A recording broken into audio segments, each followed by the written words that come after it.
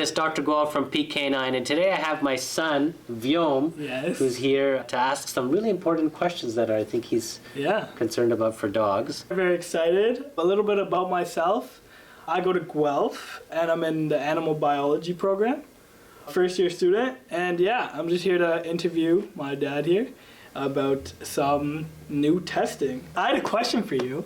It's about dog aging, as we know, and it's just this new drug has came out, and it supposedly can reduce dog age or lengthen dog age. What do you know about it? The name of the company that created it is Loyal. I don't know exactly what the drug is named, but why don't you tell us? Yeah, sure. Loyal's been around working on this for a number of years now.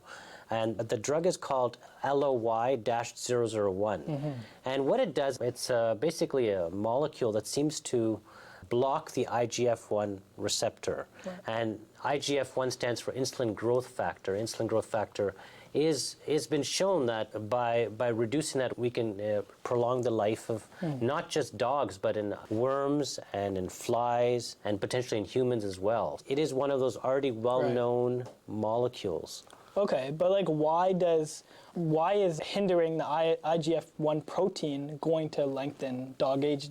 Do big dogs produce more IGF-1? Is that why? Yeah, it looks like, big dogs produce more IGF-1 and smaller dogs have less IGF-1. So the thought was that, hey, we could lengthen dogs' life by reducing the IGF-1 molecule. So it does make scientific sense. We've already known in humans that this is probably worthwhile. And the reason why dogs would be a really interesting and very helpful thing for humans as well is because they're very similar to humans. They're both large mammals, and the pathways are relatively the same. The only thing that's, I think, better with dogs when we can see these drugs is that a dog's lifespan right now is 15 to 20 years old. Whereas a human is 100 years old. For a study to be done in a human, it would take a lot longer, whereas a dog, it could be done within a decade. We could have good results. It's pretty promising about this medication. So they're going to be going, I think they're going to look at, the company's looking to do some phase 3 trials in the next 1 or 2 years, and they hope... Are they optionally, are they conditionally approved by the FDA? Or? We have to wait till they go through the trials. Just saying that now they can go ahead and start doing that. And they hope they can get to market in 2026. So about 3 years from now, we hope that this medication will be available to dog owners out there. That's not that long. No, it's not long. So if your dog is anywhere less than 10 years old, I think you have a good chance to have access to this medication if it works. We don't know that it works. The science looks like it probably will work. Pretty exciting stuff. Exactly. So that's one of the two drugs I wanted to talk about. Another one that I saw was from the Dog Aging Project. I've heard of it before. I don't know too much about it. Do you mind telling me? Yeah, sure. Rapamycin, I have talked about it on previous episodes on Peak Human about that we've already seen good results in other animals such as mice, worms, and flies. And so they thought, again, the Dog Aging Project has been looking at the effect of rapamycin in dogs because, again, we want to find something that could potentially work in humans as well. Dogs are very good, again, crossover type species that we could see.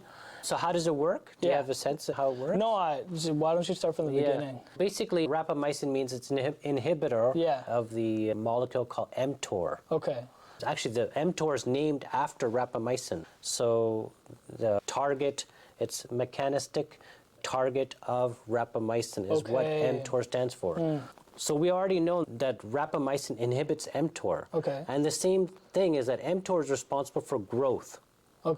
And so by rapamycin blocking growth, so the dog is not going to grow so much. The more growth you have, it's the same kind of like logic. It's the same thing that's happening. When we are eating a lot and we're growing, we release insulin growth factor in our body. That happens through the mTOR pathway. These two things are very linked. They're just happening at different parts. The Loyal drug is working on insulin growth factor, which is more downstream. Whereas rapamycin is a bit more upstream at the mTOR molecule, but still work on the same idea that we need to slow down the growth a little bit. So, I think it again looks to be promising. Let the Dog Aging Project or the scientists work on actually proving it out in studies. We don't know it yet. Which one do you think is more applicable to humans? Because at the end of the day, dogs are everything, but we also want to lengthen our lives. Do you think rapamycin could be more transmissible to us, or do you think the loyal drug? Yeah, I think that rapamycin seems to be more studied in humans. This loyal drug is new, completely new. We have no idea of how it would work. Yeah. And then also, we all love to give our dogs treats, and sometimes we give our dogs too many treats. You're guilty of that, I'm guilty of that. When they look at you with those puppy eyes, what can you really do? I just want to say, what do you think intermittent fasting, I know that's a thing for humans, do you think that could be applied to dogs? Yeah, so we just started getting our Luna's the name of our dog, to cut down her eating to once a day. From twice a day. Because we thought that it's just probably putting on too much weight.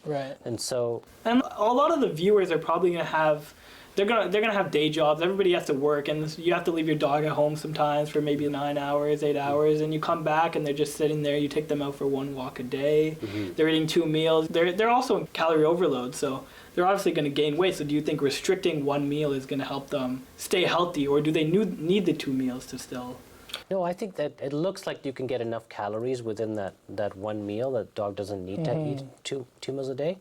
It makes sense that 1 meal or just making sure not to constantly be feeding your dog. Give your dog breaks. Just like any animal, they're not always eating. We weren't made to constantly be eating. And even dogs, like in the wild, we've seen it, like wild hyenas and wild wolves don't.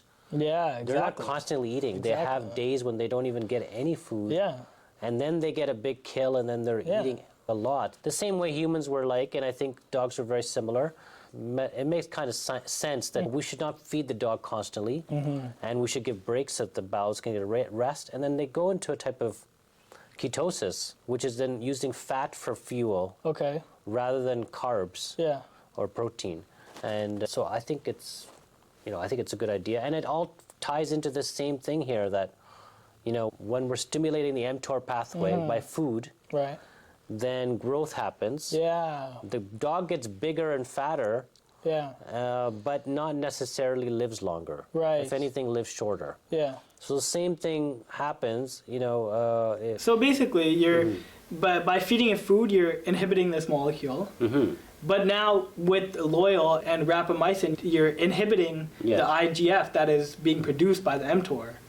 And so then you're lengthening the age of the dog, and with intermittent fasting, you're not releasing as much of the IGF anyways, so then you're going to decrease fat too.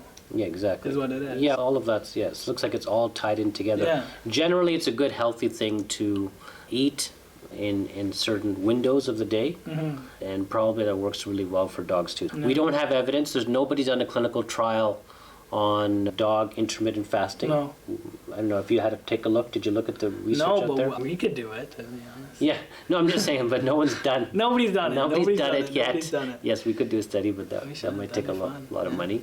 But in any case, at Canine, we are doing metabolic testing to look at cholesterol and sugar and amount of inflammation, microbiomes. All of that's available at peakcanine.ca. We'll take it from there. Sounds good. All right, everyone. Thank you. I hope you enjoyed today's